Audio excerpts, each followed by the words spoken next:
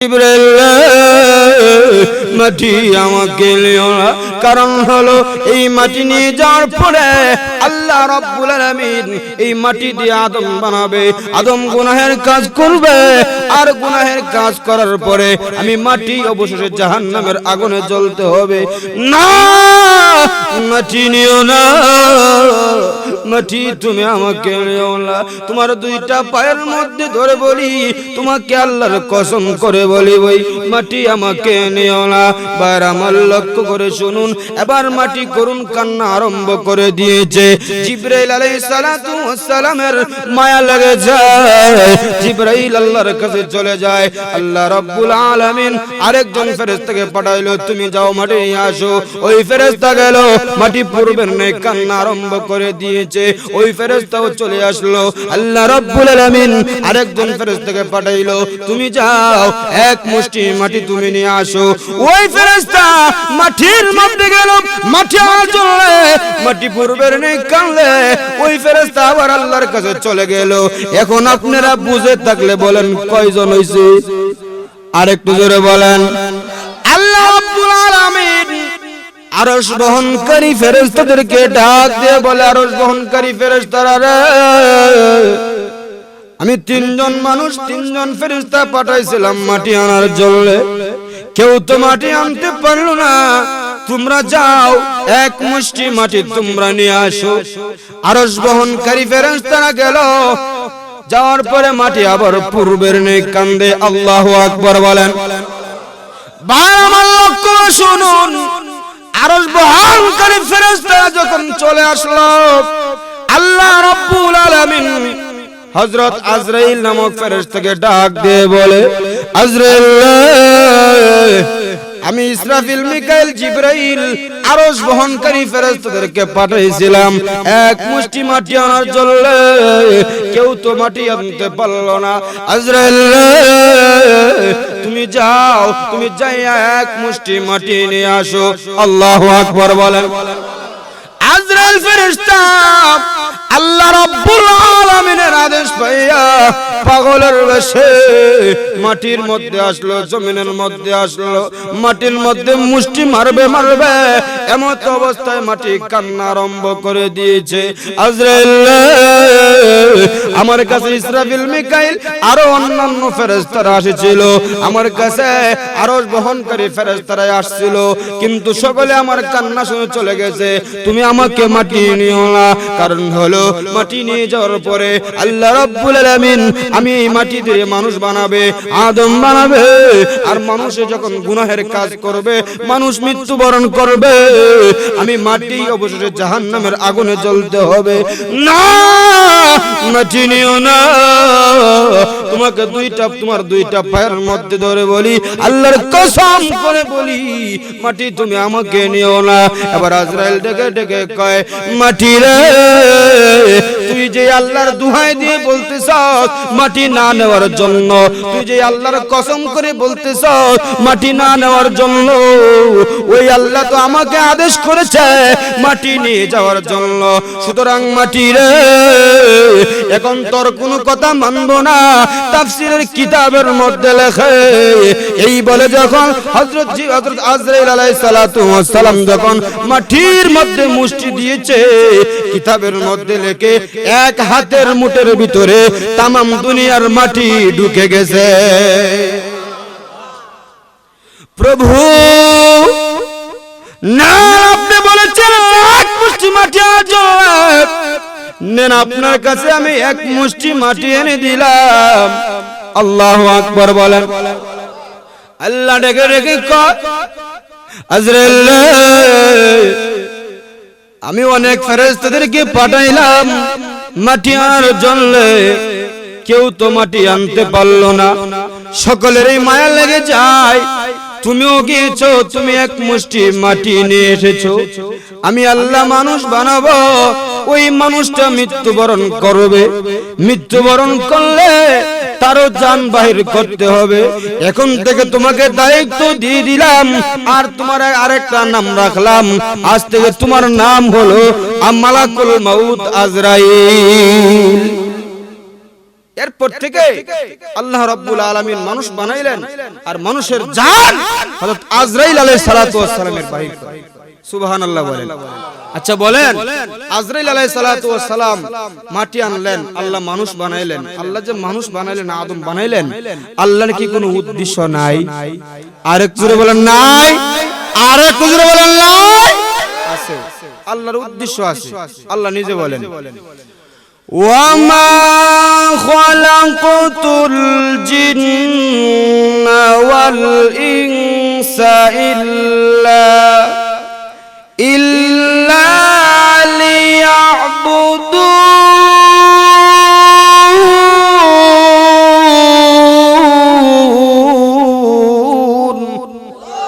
আল্লাহ বলে আমি মানুষ এবং জিন বানাবো একমাত্র আমি আল্লাহ রাব্বুল আলামিনের ইবাদতের জন্য। সুবহানাল্লাহ বলেন। বুঝে থাকলে বলেন, আল্লাহ যে আমাদেরকে বানাইলেন কিসের জন্য বানাইলেন? কিসের জন্য বানালেন? ইবাদতের জন্য। আর আমরা ইবাদত করব, ইবাদতের মধ্যে কিছু নিয়ম আছে, কিছু তরতিব আছে, কিছু পদ্ধতি আছে। এই পদ্ধতিগুলা, নিয়মগুলা, তরতিবগুলা আমাদের জানা দরকার আছে কিনা বলেন। আরেকটু বলেন আছে কি নাই? এই বিষয়টা হলো আমরা আজকে তেলাওয়াতকৃত আয়াতের মধ্যে আল্লাহ রাব্বুল আলামিন ফরমান, قل إن كنتم تحبون الله فاتبعوني يحببكم الله।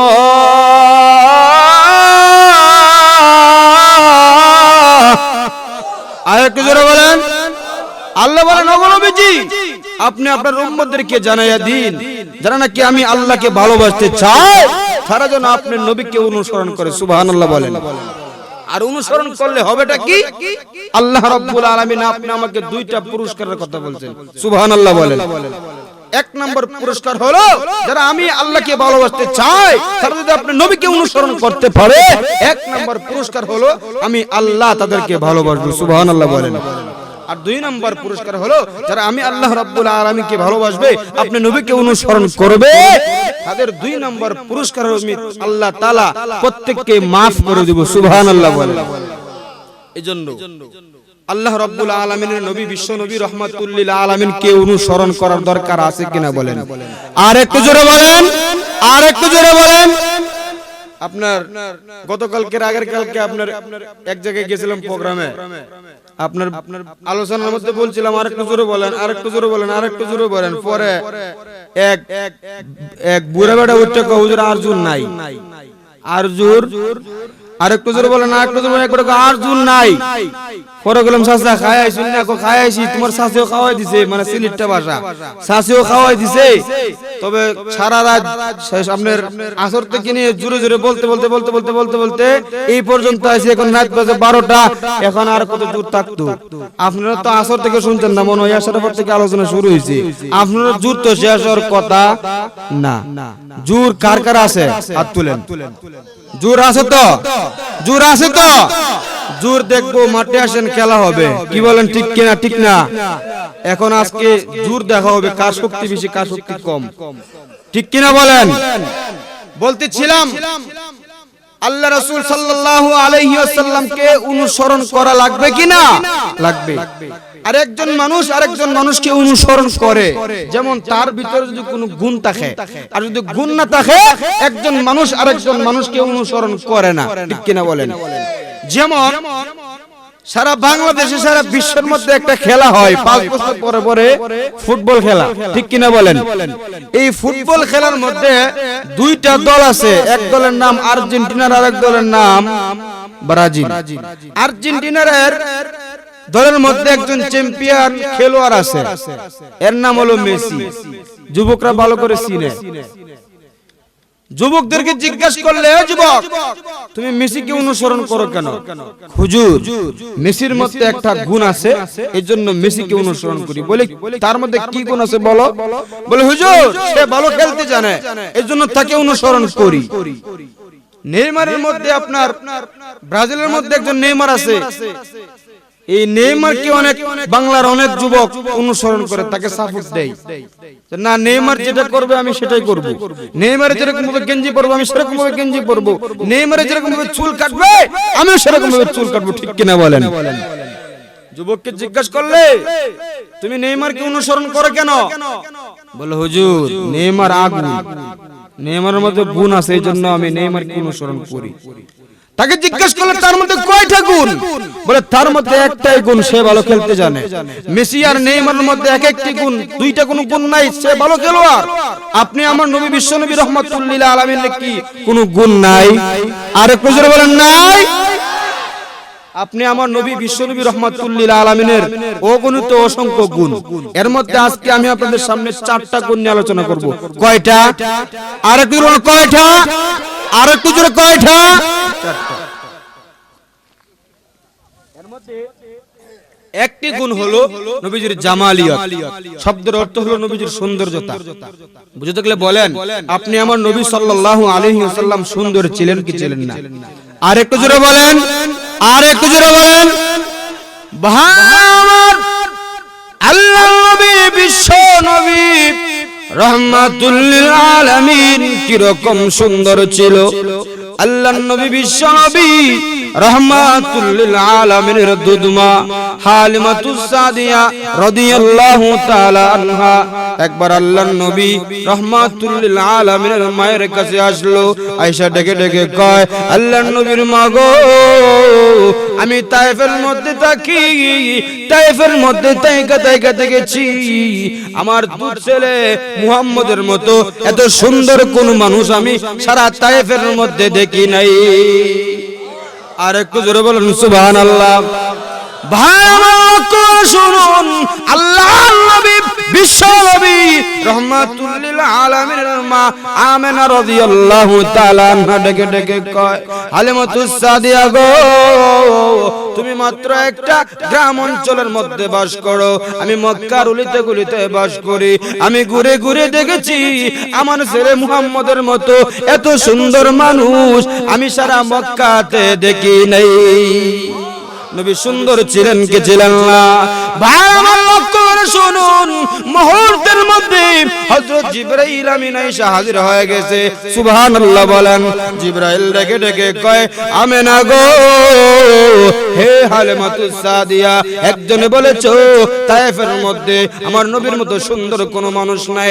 আমেনা বলেছে মক্কা নগরীতে আমার নবীর মতো সুন্দর কোনো মানুষ নাই। কিন্তু আমি জিবরাইল মুহূর্তের মধ্যে সারা দেশে চক্কর লাগাইতে পারি। আমি জিবরাইল কোটি কোটি বার সারা বিশ্বের মধ্যে চক্কর লাগাইছি। আমি দেখেছি মুহাম্মদের মতো এত সুন্দর মানুষ সারা বিশ্বের মধ্যে দেখি নাই। আর একটু জোরে বলেন, আর একটু জোরে বলেন। আমার লক্ষ্য করে শুনুন, মুহূর্তের মধ্যে আল্লাহ রাব্বুল আলামিন গায়েবী আওয়াজ দিয়ে দিছে আর ডেকে ডেকে কয়, জিবরাইল হে আমেনা, হে হালিমা, একজনে বলেছো তায়েফের মধ্যে আমার বন্ধুর মতো সুন্দর কোনো মানুষ নাই। আমেনা বলেছে মক্কা নগরীতে আমার বন্ধুর মতো সুন্দর মানুষ নাই।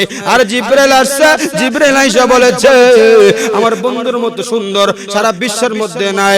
আমি এখন লাস্ট ডিসিশন দিয়ে দিলাম, আমার নবীর মতো এত সুন্দর মানুষ আমি আল্লাহ সৃষ্টি করি নাই। নবী সুন্দর ছিলেন কি ছিলেন না? আর একটু জোরে বলেন, নবী সুন্দর ছিলেন কি ছিলেন না? ভাই আমার লক্ষ্য করে শুনুন, আল্লাহর নবী বিশ্ব নবী রহমাতুল লিল আলামিন কিরকম সুন্দর ছিল। একবার আল্লাহর নবী বিশ্ব নবী রহমাতুল লিল আলামিনের স্ত্রী আল্লাহর নবী বিশ্ব নবী রহমাতুল লিল আলামিনকে প্রশ্ন করলেন, আল্লাহর নবী গো, আপনি যদি আমাকে একটা অনুমতি দেন তাহলে আমি আপনাকে একটা প্রশ্ন করব। আল্লাহর নবী ডেকে ডেকে কয়, আয় আল্লাহর নবী ডেকে ডেকে কয়, আয়েশা গো, তোমাকে আমি অনুমতি দিয়ে দিলাম, তুমি কি প্রশ্ন করবা প্রশ্ন করে নাও। সুবহানাল্লাহ বলেন।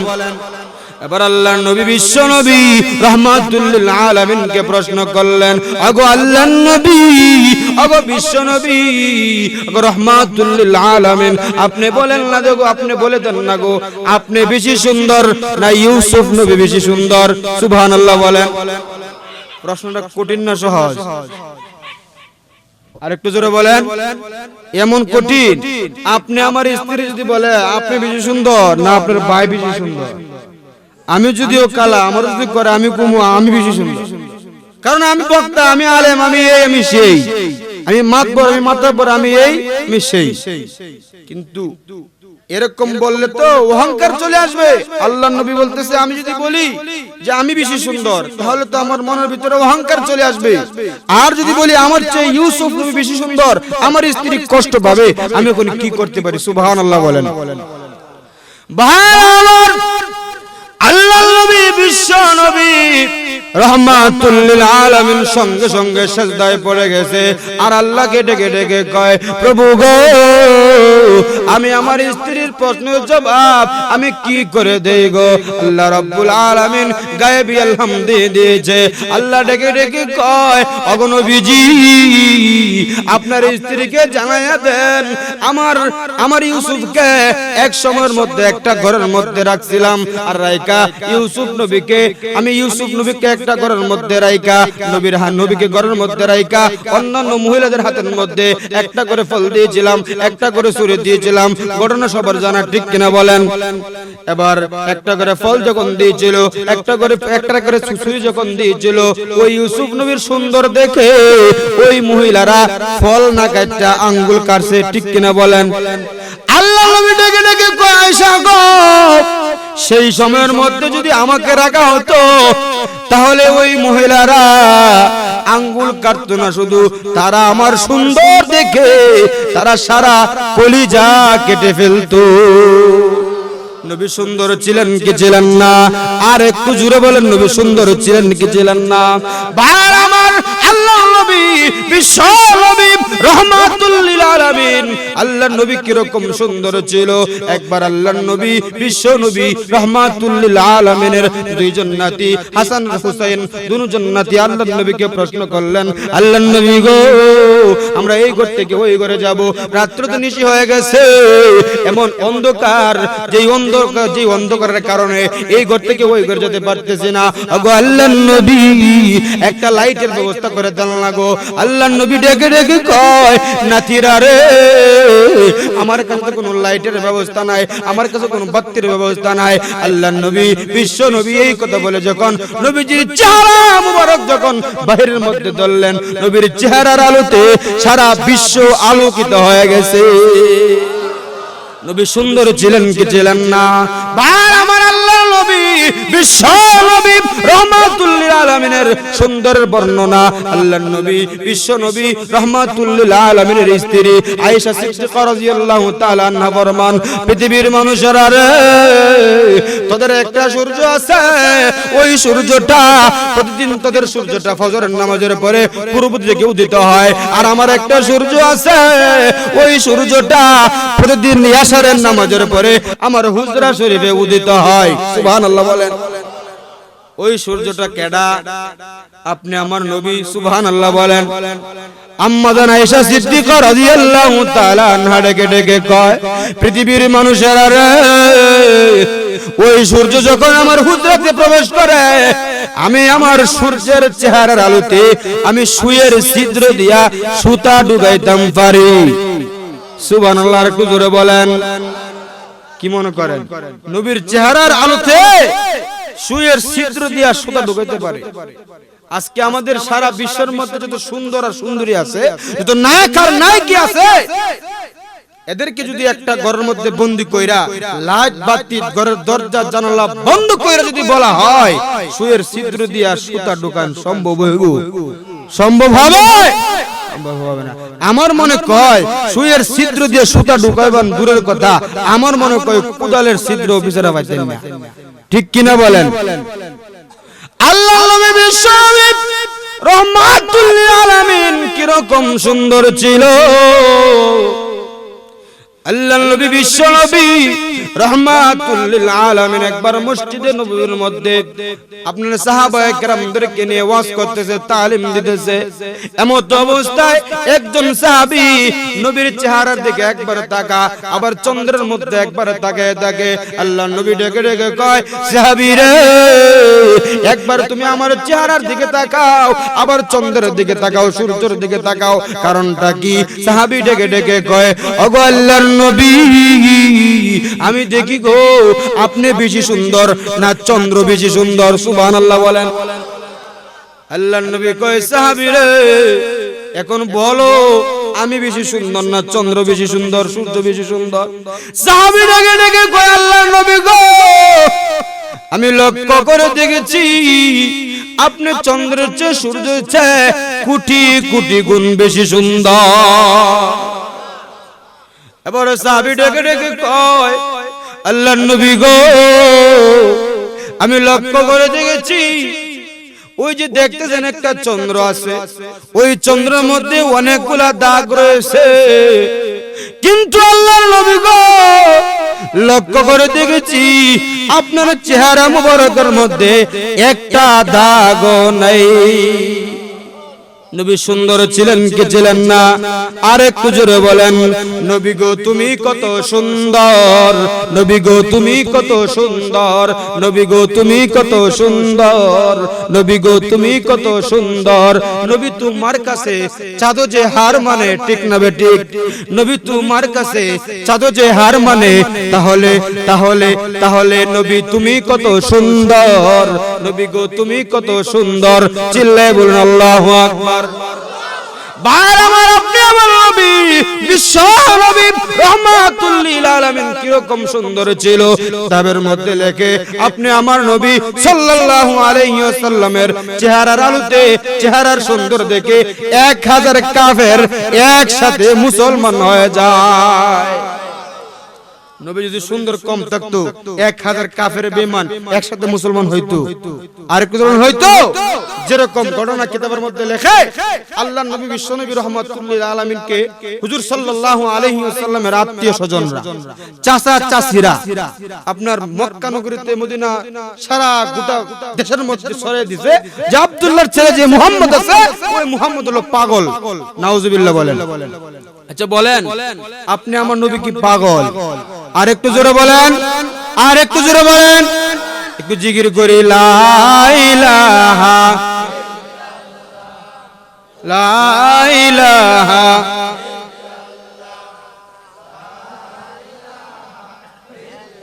লা ইলাহা লা ইলাহা ইল্লাল্লাহ, লা ইলাহা ইল্লাল্লাহু মুহাম্মাদুর রাসূলুল্লাহ সাল্লাল্লাহু আলাইহি ওয়াসাল্লাম। বলতেছিলাম আপনি আমার নবী বিশ্বনবী রাহমাতুল লিল আলামিন কি পাগল? আর একটু জোরে বলেন, পাগল না। মক্কা যখন ওই হুজুর সাল্লাল্লাহু আলাইহি ওয়াসাল্লামের আপনজনেরা উম্মে জামিল, আবু লাহাব, উতবা, সাইবা, তারা যখন এলান করে দিয়েছে আব্দুল্লাহর ছেলে মুহাম্মদ তো পাগল হয়ে গেছে, মক্কার তো লিডাররা আছে, তারা বলে যদি পাগলই হইতো তাহলে তো মক্কার মধ্যে সবচেয়ে ধনবান ব্যক্তি, সবচেয়ে গুরুত্ববান ব্যক্তি, সবচেয়ে দাপটশালী ব্যক্তি তো উম্মে জামিল, আবু লাহাব, উতবা, সাইবা, তারা তো ওই কম দামি আব্দুল্লাহর ছেলে মুহাম্মদকে পাগল বলার কথা না। এখন মনে একটা কিন্তু আছে, চলো না, সে যদি পাগলই হয় তাহলে তাকে গিয়ে দেখে আসবো। সুবহানাল্লাহ বলেন। কিতাবের মধ্যে লেখে 1000 কাফের বেঈমানেরা দলবদ্ধ হয়ে নবীজিকে পাগল দেখতে যায়। সুবহানাল্লাহ বলেন।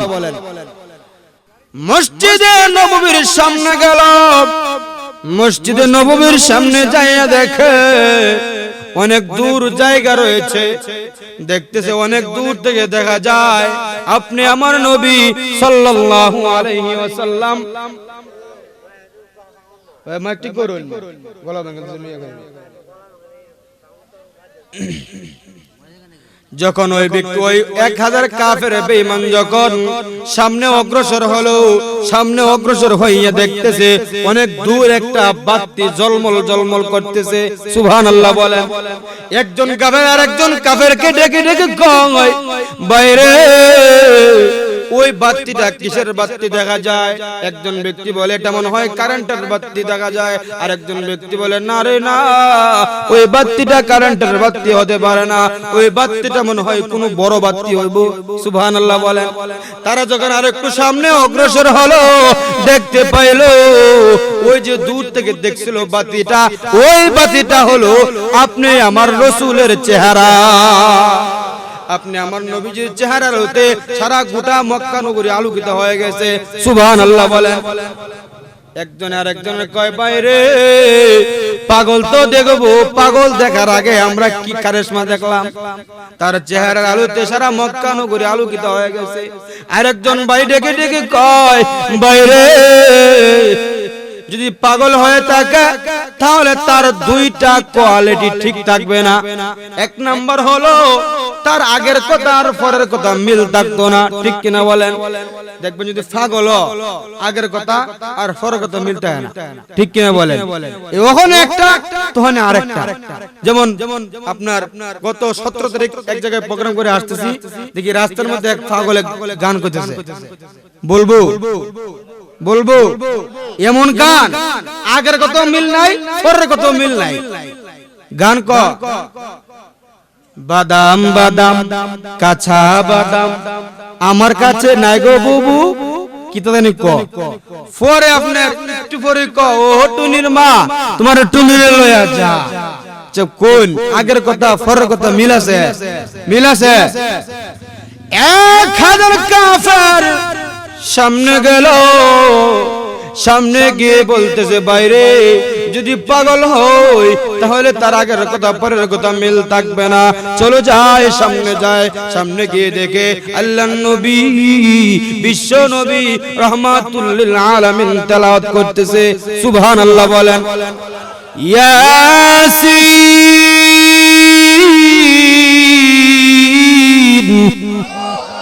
ওয়াল কুরআনিল হাকীম।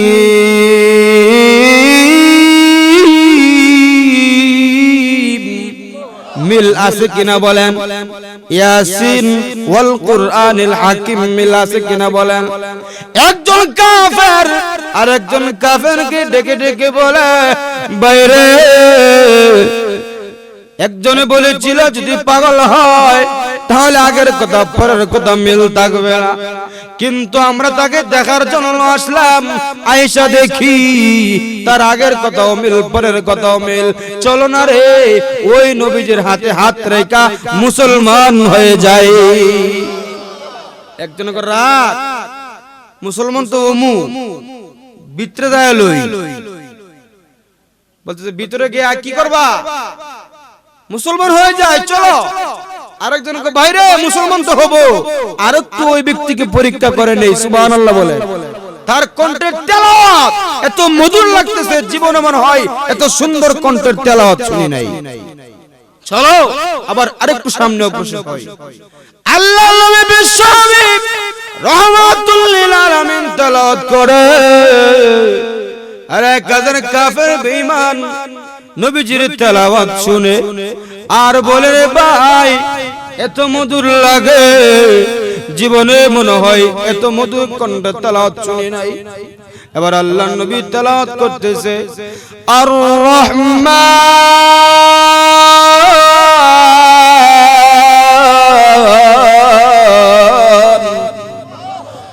আল্লামাল কুরআন।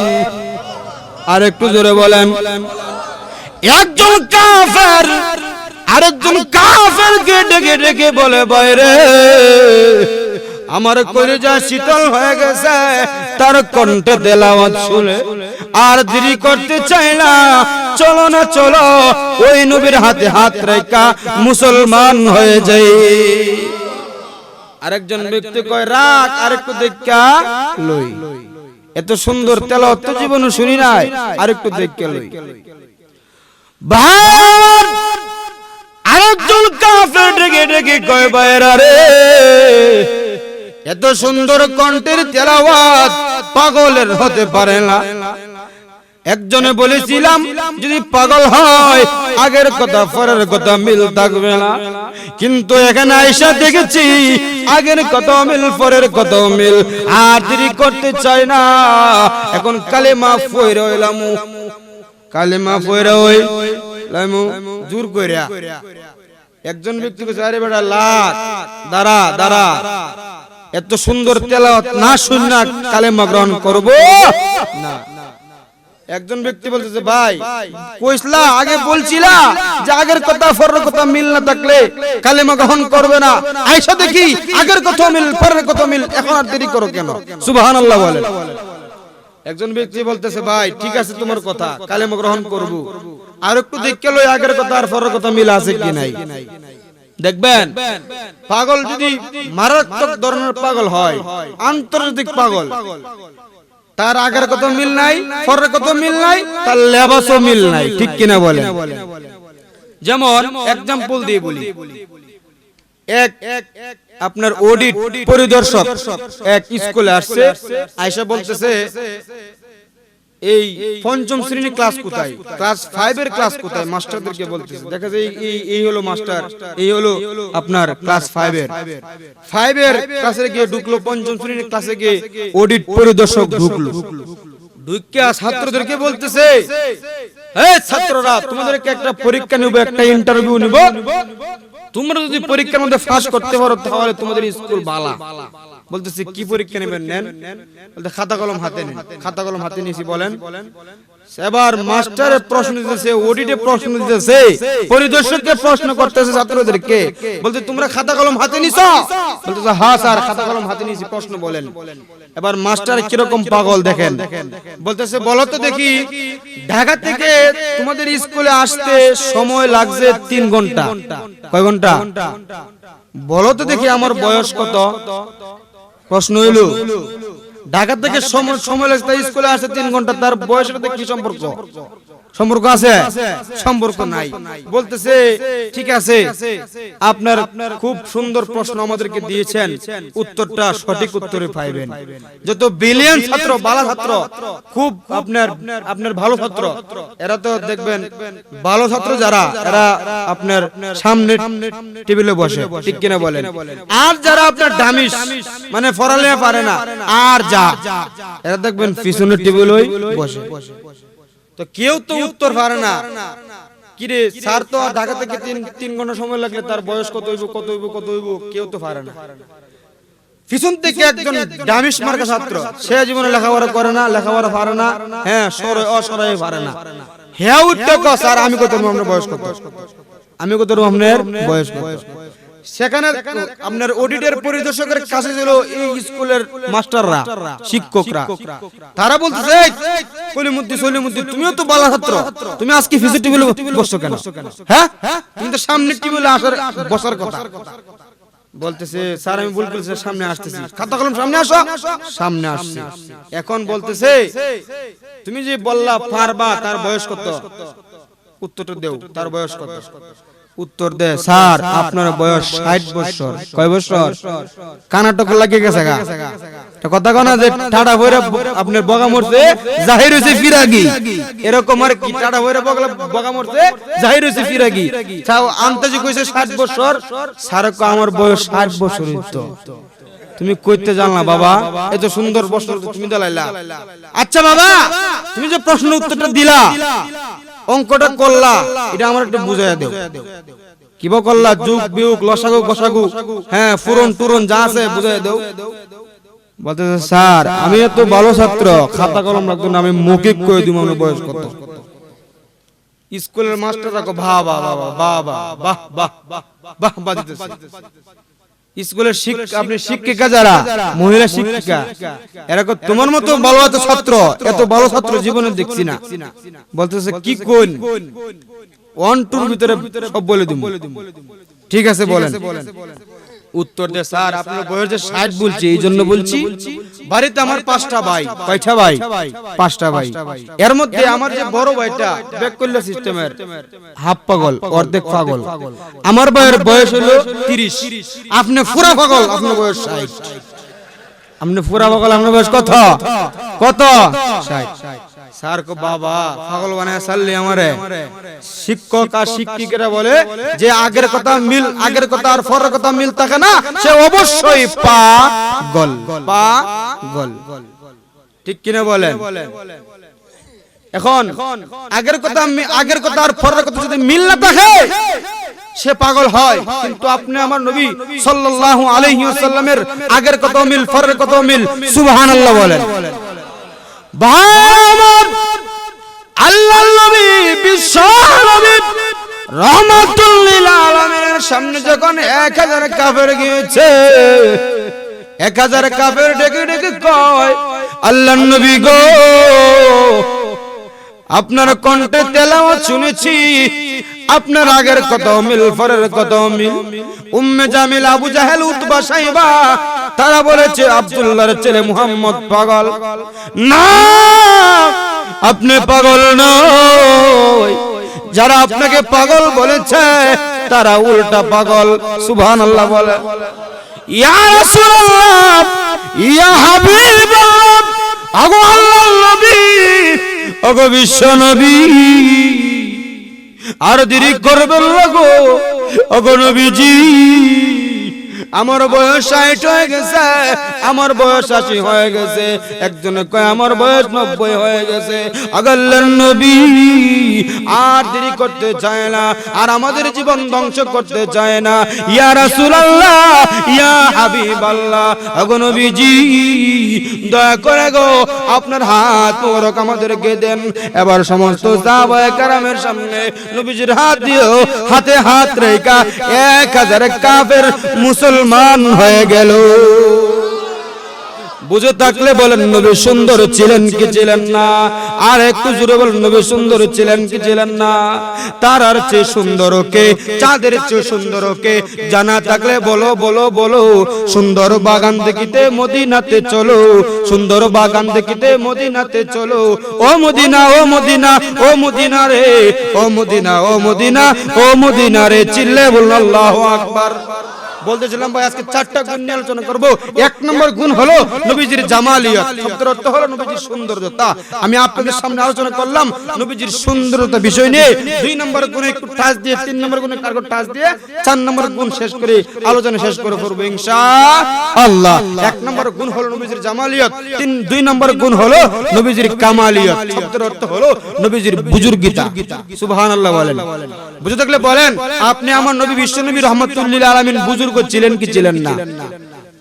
আপনি আমার নবী বিশ্ব নবী রাহমাতুল লিল আলামিন কি রকম বুজুর্গ ছিলেন? আল্লাহর নবী রাহমাতুল লিল আলামিন আল্লাহর কাছে যেই দোয়াটাই করতেন সেই দোয়াটা আল্লাহ কবুল করে নিতেন। আপনি আমি দোয়া করলে দোয়া কবুল হইব। কিতাবের মধ্যে লেখে আপনি আমার নবী দোয়া করলে এই দোয়ার মধ্যে কোনো আকাশ আর নবীজির দোয়ার মধ্যে কোনো পর্দা থাকে না। সুবহানাল্লাহ বলেন। আল্লাহ নবী বিশ্ব নবী রাহমাতুল লিল আলামিনের দরবারে একজন মহিলা আসলো। ওগো নবীজি, আমি হলাম এই মক্কা নগরীর মধ্যে সবচেয়ে গরীব মহিলা। ওগো নবীজি একটা দোয়া করে দেন না গো, আল্লাহ যেন আমাকে ধনী বানায় দেন। সুবহানাল্লাহ বলেন। আল্লাহ নবী বিশ্ব নবী রাহমাতুল লিল আলামিন দোয়া করে, প্রভু গো, ওই মহিলা তো সবচেয়ে গরীব মহিলা, ওগো নবীজি তাকে তুমি ধনী বানাইয়া দেন। বুঝে থাকলে বলেন নবীর দোয়া কবুল হবে কি হবে না? আল্লাহ নবী দোয়া করেছে, মহিলা বাড়িতে গিয়েছে, মহিলার একটা ছাগল ছিল। ছাগল চিনুননি? সিলেটে কয় ছাগি ছিল। মহিলার একটা ছাগল ছিল, ওই ছাগলটা নবী দোয়া করার আগে দুধ দিত আধা কেজি, কিন্তু না, নবী দোয়া করেছে, দোয়া করার পরে ওই ছাগলটা দুধ দেয় 2 কেজি। ওই মহিলার একটা গাভী ছিল, গাভীটা নবী দোয়া করার আগে দুধ দিত 2 কেজি, কিন্তু নবী যখন দোয়া করেছে, নবীর দোয়ার পরে ওই গাভীটা দুধ দেয় 5 কেজি। আরেকটু জোরে বলেন, আরেকটু জোরে বলেন। লক্ষ্য করে করে শুনুন আল্লাহর নবী বিশ্ব নবী রহমাতুল লিল আলামিন কি রকম বুজুর্গ ছিল। আল্লাহর নবী বিশ্ব নবী রহমাতুল লিল আলামিন কে এক সময়ের মধ্যে মক্কা নগরীতে আল্লাহর নবী বিশ্ব নবীকে একবার 3 দিনের জন্য 3 দিন হয়ে গেছে নবীকে মক্কা নগরীতে পাইতেছে না। সমস্ত সাহাবায়ে কেরাম পাগল হয়ে গেছে। নবী কয়ে গো আজকে 3টা দিন হয়ে গেছে নবীকে মক্কা নগরীতে পাইতেছি না। নবী আয়েশা নামাজ পড়ায় না, নবী কোথায় গেছে? মনে হয় কাফের বেঈমানেরা মেরে ফেলেছে। আর না হয় নবী কোথায়, নবী কি হয়েছে, নবী হঠাৎ করে উধাও হয়ে গেছে। তার কারণটা কি? আল্লাহর নবী 3 দিন ধরে নবীকে পাওয়া যায় না। কিতাবের মধ্যে লেখে আবু বকর, উসমান, আলী এরকম ভাবে 4 জন সাহাবী তারা চিরা আটা লইয়া বাইর হয়ে গেছে, নবীর সন্ধানে বাইর হয়ে যায়। সুবহানাল্লাহ বলেন। এবার 4 জন সাহাবী নবীর সন্ধানে বাইর হয়ে যায়। তারা এক হাওরের মধ্যে গেল। হাওরের মধ্যে যাইয়া দেখে কোনো মানুষ নাই। সামনে অগ্রসর হলো, অগ্রসর হইয়া দেখতেছে একটা মানুষ দেখা যায় কয়েকটা বকরি লইয়া উট লইয়া রাখালি করতেছে। রাখালের কাছে 4 জন সাহাবী গেল, গেটে গেটে কয় রাখাল ভাই রে, আমি তোমার কাছে একটা জিনিস জানতে চাই। আগো রাখাল ভাই, আব্দুল্লাহর ছেলে মুহাম্মদ আমাদের নবীকে দেখছোনি, আমাদের নবীকে চিনোনি? ওই রাখাল ডেকে ডেকে কয় বাইরা রে, আব্দুল্লাহকে আবার আব্দুল্লাহর ছেলেকে আমরা চিনি না, আমাদের কাছ থেকে দূরে সরে যাও। 4 জন সাহাবী কান্না বিজড়িত কণ্ঠে বলে দেয় বাইরে, আমাদের নবীকে, আমাদের কলিজার টুকরাকে 3 দিন হয়ে গেছে পাইতেছি না। এবার সমস্ত সাহাবায়ে কেরাম নবীর সন্ধানে বাইর হয়ে যায়। 4 জন সাহাবী রাখালের কাছ থেকে বিদায় লয়ে চলে যায়। সামনে যখন অগ্রসর হলো, এবার রাখাল ডেকে ডেকে কয় বাইরা রে, আর তোমরা যাও না, আর তোমরা কোথায় যাও? তোমরা সামনে অগ্রসর হয় না। তোমরা যদি পারো আমাকে একটা বিপদ থেকে উদ্ধার করে দিয়ে যাও। সুবহানাল্লাহ বলেন। আবু বকর ডেকে ডেকে কয় রাখাল বাইরে, তোমাকে আবার কি বিপদ থেকে উদ্ধার করব? এবার ডেকে ডেকে কয় রে আমার 4 জন ভাই, আজকে 3টা দিন হয়ে গেল আমি এখানে, আমি উট বকরি ছাগল নিয়ে রাখালি করি, কিন্তু 3 দিন হয়ে গেছে এই যে দেখতেছো আমার উট বকরি গুলা একটা গাছের মধ্যে মুখ লাগায় না। সুবহানাল্লাহ বলে। একজন কাফের বলে, একজন ব্যক্তি ডেকে ডেকে কয় ওই উট বকরি গুলা গাছের মধ্যে মুখ লাগায় না কেন? এবার বলতেছে রাখাল ডেকে ডেকে কয় রে ভাইরা, এই যে আমাদের পাশে একটা গুহা রয়েছে, ওই গুহার মধ্যে কে জানি একটা মানুষ গুনগুনায় কান্দে, এই গুনগুনানির কারণে আমার উট বকরি গুলা না খেয়ে মারা যাবে। সুবহানাল্লাহ বলে। এবার আবু বকর ডেকে কয় রাখাল ভাই রে, ওই ব্যক্তিটার কেউ না, উনি হলেন রহমাতুল লিল ওয়া মা আরসালনাকা ইল্লা রাহমাতাল লিল আলামিন। আরে কুজুর বলেন আল্লাহু আকবার। এবার সমস্ত সাহাবায়ে কেরাম বলতেছে ভাইরা চলো না ওই গুহার মধ্যে গিয়ে প্রবেশ করি। সমস্ত সাহাবায়ে কেরাম গুহার পারের মধ্যে গিয়ে দাঁড়ালো আর ডেকে ডেকে কয় আল্লাহর নবী গো, আমি আপনার হিজরতের সাহাবী আবু বকর, আমি আপনার হিজরতের সাথী আবু বকর। ওগো আল্লাহর নবী কয় আব্বা গো, আপনি আর কত কাঁদবেন? আপনার আর কাঁদতে হবে না। আপনি যখন সুখের জন্য আপনি শুধু ইয়া উম্মতের জন্য কাঁদেন, আপনি দুঃখের জন্য ইয়া উম্মতের জন্য কাঁদেন, শুধু উম্মতের জন্য কাঁদেন। ওগো আব্বা, আর কত কাঁদবেন আপনার? আব্বা গো, তাড়াতাড়ি আপনি মাথা মোবারক আপনি সাজদা থেকে উঠান। আল্লাহ নবী সাজদা থেকে মাথা মোবারক তুলে না, মুহূর্তের মধ্যে আল্লাহ ডাক দিয়ে বলে জিবরাইল, আমার বন্ধু এখান থেকে লইয়া কিয়ামত পর্যন্ত সিজদায় পড়ে ইয়া উম্মতি বলে কাঁদবে, ইয়া উম্মতি বলে কাঁদবে, সাথে থেকে মাথা উঠাবে না। রাজিল তাড়াতাড়ি আমার বন্ধুর কাছে যা, যাই আমার বন্ধুর কানে কানে বলে দে, আমার বন্ধু যেই দোয়া করবে আমি আল্লাহ সেই দোয়া কবুল করে নেব। নবী বুজুর্গ ছিলেন কি ছিলেন না? আরেক বুজুর্গ বলেন নবী বুজুর্গ ছিলেন কি ছিলেন না? আল্লাহ বলেন আমার বন্ধু যেই দোয়া করবে আমি সেই দোয়াটাই আমি আল্লাহ কবুল করে নেব। সুবহানাল্লাহ। নবী যদি বুজুর্গ না হইতো, যেই দোয়া আল্লাহর কাছে করতো সেই দোয়া আল্লাহ কবুল করতো, যেই দোয়া করতো নবীজি সেই দোয়া আল্লাহ সঙ্গে সঙ্গে কবুল করে নিত। সুবহানাল্লাহ। গুণ বললাম দুইটা, নবীজির জামালিয়ত, নবীজির কামালিয়ত, নবীজির সৌন্দর্যতা, নবীজির বুজুর্গিতা। এখন আসেন 3 নম্বর গুণের ভিতরে প্রবেশ করি। 3 নম্বর গুণ হলো নবীজির ইহসানিয়ত, শব্দের অর্থ হলো নবীজির দয়া। এর ভিতরে প্রবেশ করব পরে। 2 নম্বর আলোচনা করলাম, 3 নম্বর 4 নম্বর আলোচনা করব পরে। এর আগে আমি আপনাদের কাছ থেকে জানতে চাই আপনাদের এলাকার নাম কি? ইটনা ইমান পাড়া। আমি আপনাদের এলাকাতে এসে মসজিদে এসে অনেক সময় বিশ্রাম করছি। আপনাদের মসজিদ আলহামদুলিল্লাহ সুন্দর। এই মসজিদের জন্য মসজিদ আরেকটু সুন্দর করবেন, এর জন্য আপনাদের সুবহানাল্লাহ নাই। আমার নবী ডেকে ডেকে কয় কাফের ব্যক্তিরা তুমি আমাকে কি প্রশ্ন করবা করে নাও। আল্লাহর নবীকে প্রশ্ন করলেন কাফের ব্যক্তি, ওগো আল্লাহর নবী, ওগো বিশ্ব নবী, আপনি আমাকে একটা আশ্চর্য জিনিস দেখান। সুবহানাল্লাহ বলেন। আবার আল্লাহর নবী ডেকে ডেকে বলে আমি তোমাকে কি আশ্চর্য জিনিস দেখাবো। আল্লাহর নবী ডেকে ডেকে বলে আমি তোমাকে কি আশ্চর্য জিনিস দেখাবো। নবী ডাক দিয়ে বলেন রে কাফের আমি তোমাকে কি আশ্চর্য জিনিস দেখাবো। আল্লাহর নবী রাহমাতুল লিল আলামিন হাওরের দিকে তাকাইলেন, হাওরের মধ্যে দেখতেছে একটা বিশাল বড় গাছ দেখতেছে।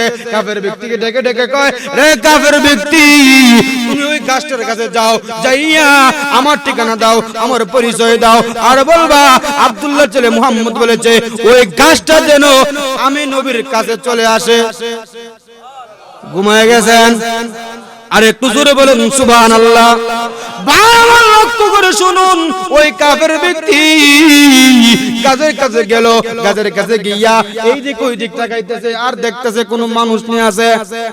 যদি মানুষ থাকে তাহলে যদি গাছের সঙ্গে কথা বলে মানুষে বলবে একা একা কথা কয় পাগল। আল্লাহ কথা কইলে একা একা কথা কইলে মানুষ কি কইবো? পাগল। দেখবেন যারা পাগল এরা একা একা কথা কয়, আউর দিয়ে আড়ে রাস্তা দিয়ে আড়ে একা একা এই সেই আগরব গাছ তাড়াতেছে কি করতেছে না করতেছে, ঠিক কিনা বলেন? এবার ওই সাহাবী ওই কাফের ব্যক্তিরা যখন গাছের কাছে গেল, গাছের কাছে যাইয়া বলতেছে গাছের তোমাকে আব্দুল্লাহ ছেলে মুহাম্মদ বলেছে তুমি গাছ নবীর কাছে যাওয়ার জন্য বুঝে থাকলে বলেন এটা আশ্চর্য না অনাশ্চর্য? আশ্চর্য না? ওই গাছটা আব্দুল্লাহ ছেলে মুহাম্মদের কথা, আপনি আমার নবীর কথা যখন বলেছে বলতে দেরি হয়েছে গাছটার নিচ থেকে শিকড় সহ জড় সহ উগরে গেছে। সুবহানাল্লাহ বলেন। উগরে যাইয়া মানুষ এরকম ভাবে পা পা করে হাঁটে, গাছটাও পা পা করে হাঁটে, হাঁটতে হাঁটতে নবীজির কদম বড় করে সামনে হাজির হয়ে যায়। আপনি আমার নবীর মুজিজা আছে কিনা বলেন? গাছটাকে ডেকে ডেকে বলে ইয়া রাসূলুল্লাহ ইয়া হাবিবাল্লাহ, ওগো আল্লাহর নবী আপনি আমাকে ডাকছেন নাকি? এবার গাছের কথা শুনে গাছটা মানুষের রকম ভাবে কথা বলে, গাছটাও মানুষের মতো কথা বলতেছে।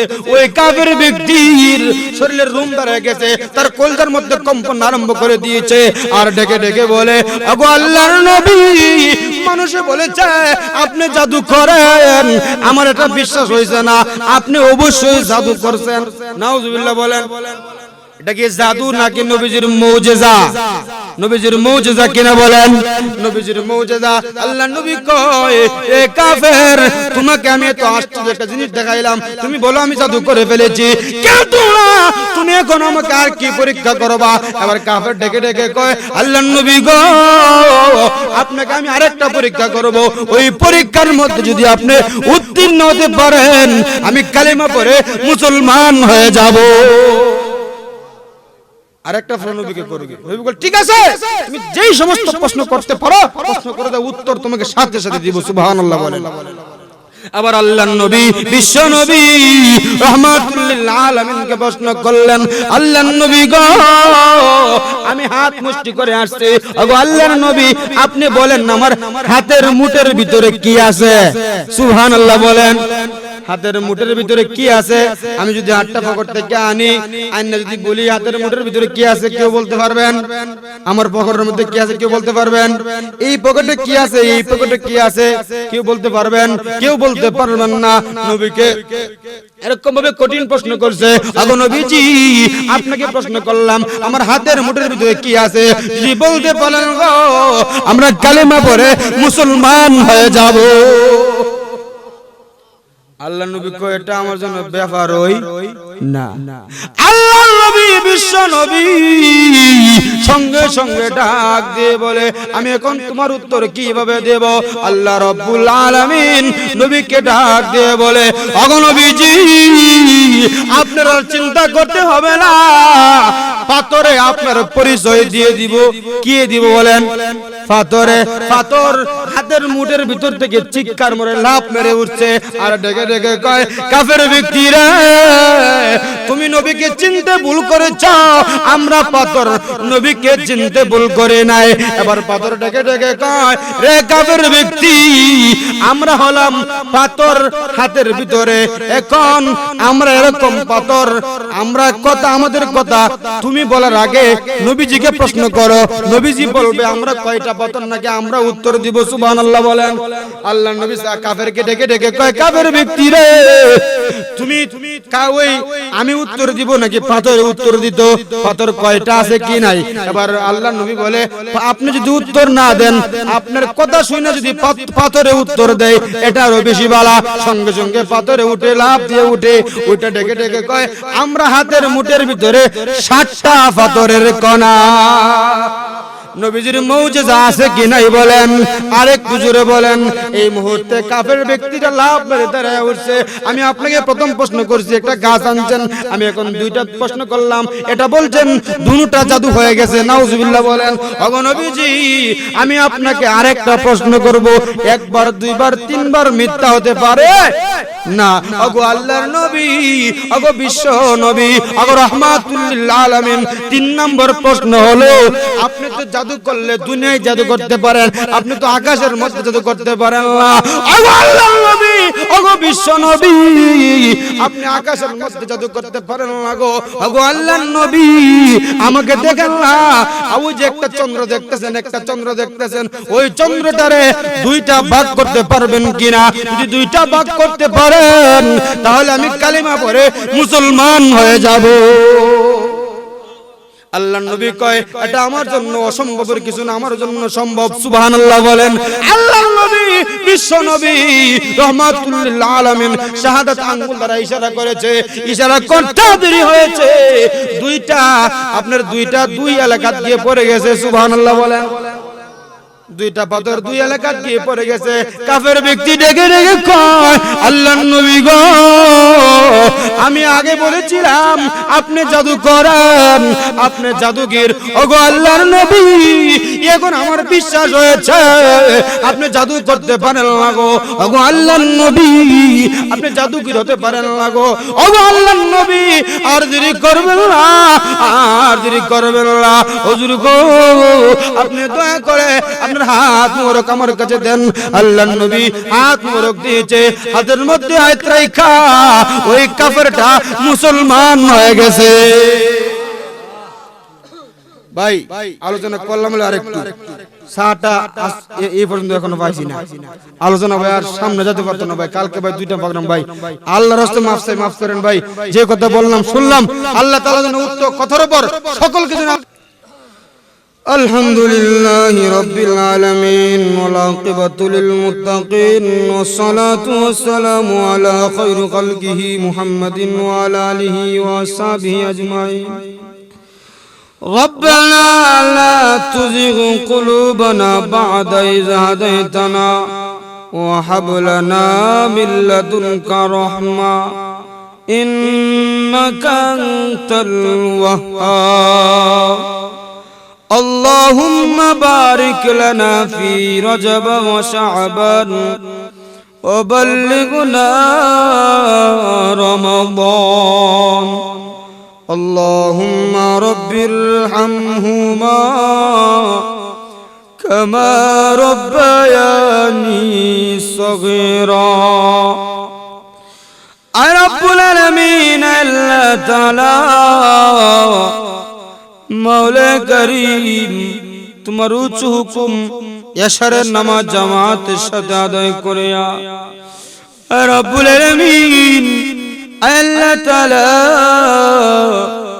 রাত্র গভীর হয়ে গেছে গুনাহ মাফের সময় নুজুলের রহমতের সময় আল্লাহ তাআলা আমি গুনাহগার মাওলা করিম আলেম উলামাদেরকে সাথে নিয়া তলবে ইলম ছাত্রদেরকে নিয়া মাওলা করিম কবুল করে নাও আল্লাহ একবার গুনাহ করেছি একবার তওবা করেছি আবার ঘুরে ঘুরে সেই গুনাহটা করেছি আল্লাহ এখন খাঁটি তওবা করলাম আর জীবনে গুনাহ করব না তওবা করে আবার তওবা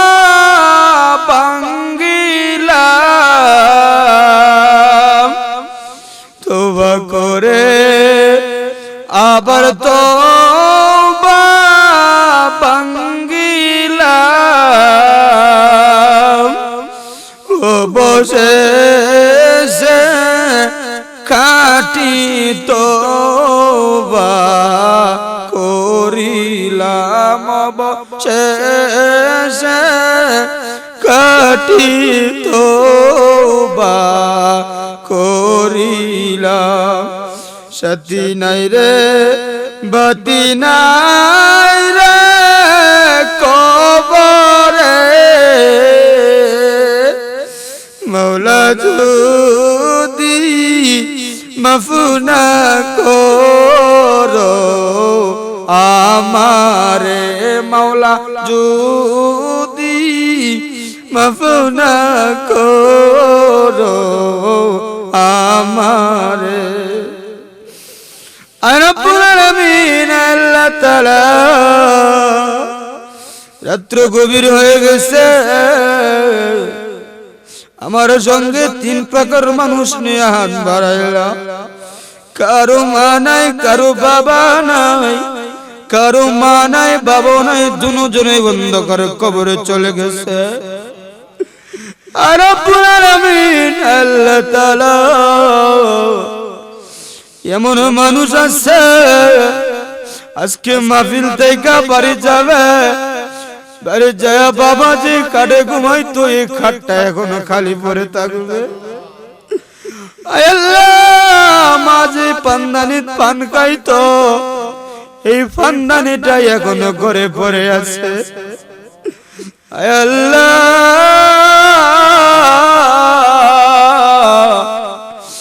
বাবা যে রাস্তা দিয়ে হাঁটতো রাস্তা এখনো আছে বাবা যে মসজিদে গিয়ে নামাজ পড়তো এই মসজিদটা এখনো আছে বাবা যে বাজারে গিয়ে বাজার করতো এই বাজারটা এখনো আছে কিন্তু কার জানি বাবা নাই কার জানি মা নাই আল্লাহ এরকম এতিম সন্তানদেরকে লইয়া হাত বাড়াইলাম তুমি এতিম সন্তানদেরকে উসিলা বানাইয়া আমাদের জিন্দেগীর গুনাহ তুমি মাফ করে দাও আর রব্বুল আলামিন এই মাহফিল করতে চাইয়া যেই সমস্ত যুবকেরা কষ্ট করেছে তুমি যুবকদেরকে তুমি দ্বীনের জন্য কবুল করে নাও আর রব্বুল আলামিন দ্বীনের সৈনিক বানিয়ে দাও আর রব্বুল আলামিন মাওলা করিম গত কয়েকদিন আগে তোমার এক মায়ের বান্দি নাকি দুনিয়া থেকে চিরবিদায় হয়ে গেছে